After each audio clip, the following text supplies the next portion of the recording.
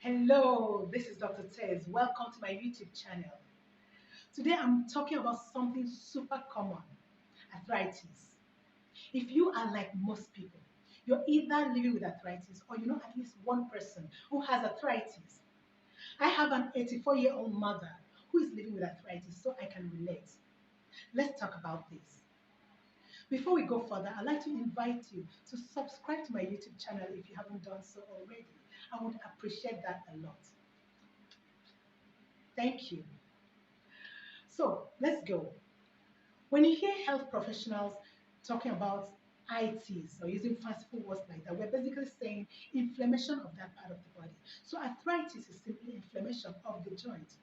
There are different types of arthritis, but for the purpose of this video, I'll be talking about osteoarthritis, which is really the most common type of arthritis.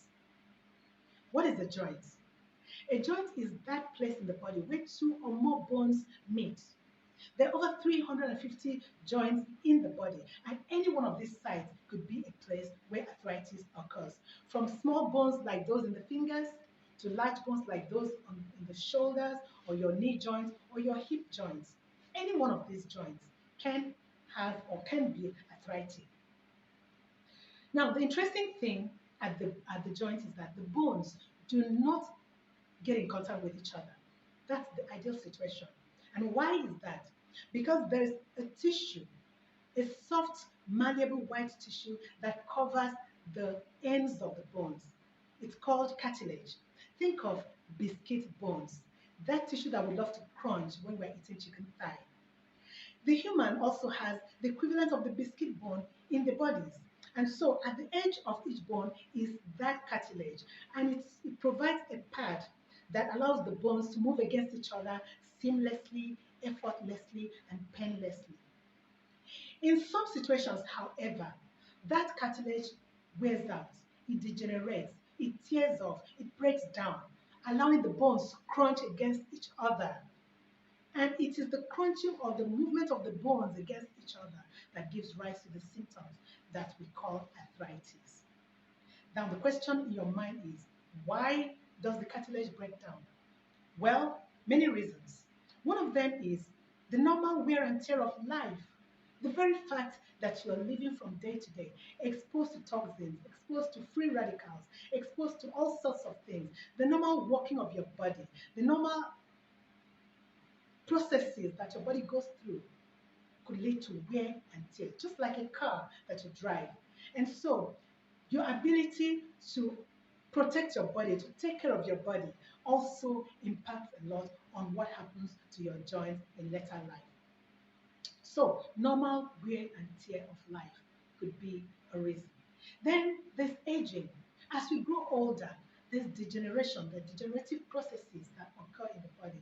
We shrink in size, we shrink in height, we lose hair, we lose muscle mass, we also lose cartilage.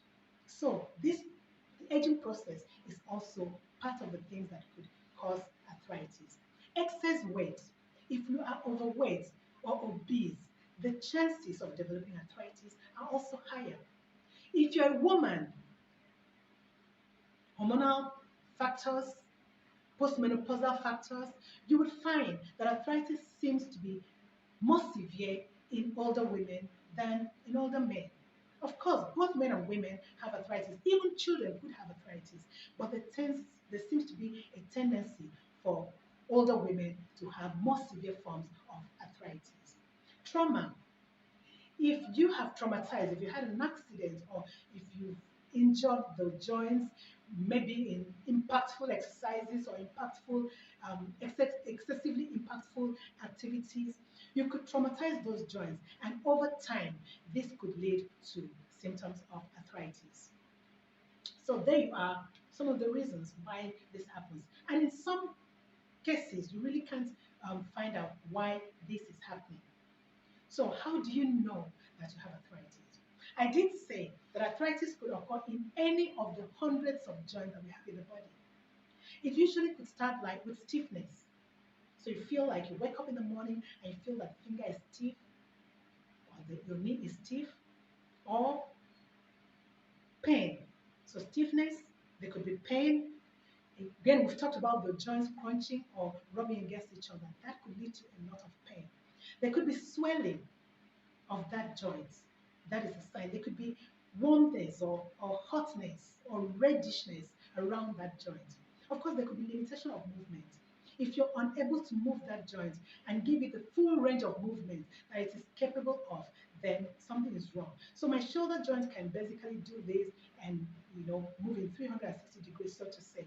But if I were unable to lift my joint beyond a certain aspect, that could show that I have arthritis in that joint. So pain, stiffness, swelling, limitation of movement, these are some of the signs and symptoms of arthritis. So what can you do about it? I wish there was a magic pill I could give you to ensure that you take it and all your symptoms would go away. Unfortunately, I don't have that magic pill. What I'm here to do is to give you information that helps you to have the highest quality of life living with arthritis if you have one, and also to protect yourself from having arthritis if you haven't developed arthritis already. So, what most people recommend, which I do also, is exercise. Ensure that you stay active. Keep your joints mobile and flexible and mobile at all times. If you have arthritis in the neck, it could get stiff and you're unable to move that neck in different directions. Of course, your shoulder joints may be unable to move, your hip joints may be unable to move, there will be limitation of the movements. So what you want to do is to ensure that you keep those joints moving. The last thing you want to do is favor them. Now, if you climb the stairs rather than take the lift. So the tendency is to say, oh, well, let me take the easy way out and not take the stairs because I have pains. But you really don't want to do that. So get exercise in. Take the stairs. Move that joint gently. You can even get physiotherapy. But ultimately, you have to learn to manage your stiffness and your pain by keeping the joint as mobile as possible. Also, you may need to rest the joint. If it's super swollen and red and painful, then it calls for you to rest the joint. You may need to put it in, support it and leave and allow it to rest. You may need to use warm or cold compress, depending on what is comfortable for you. You may need to lose weight. If being overweight is a problem, you may need to lose weight. Of course, there are pills that you could take, but the pills will usually provide temporary relief.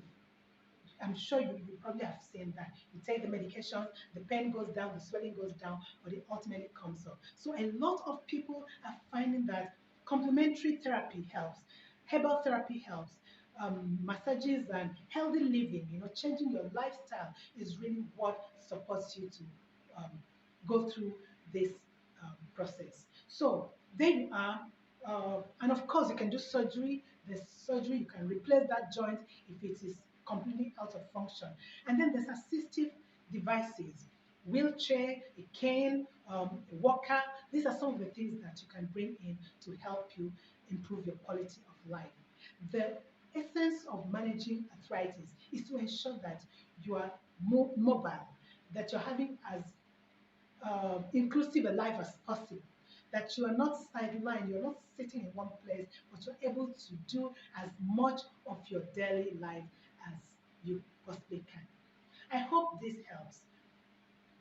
Subscribe once again to my channel and let's keep this conversation going. And if there's something else you'd like to hear about, please let me know in the comment section. Thank you for watching. Subscribe, please.